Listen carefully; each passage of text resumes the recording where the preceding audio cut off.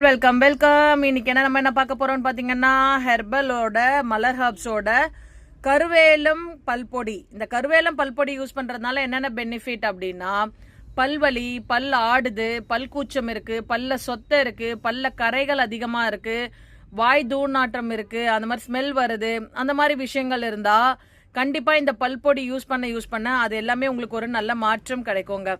இந்த பல்பொடியில் அவங்க என்னென்ன யூஸ் பண்ணுறாங்க அப்படின்னு பார்த்தீங்கன்னா, உங்களுக்கு இன்னும் க்ளோஸ்அப்பாக காட்டுறேன்.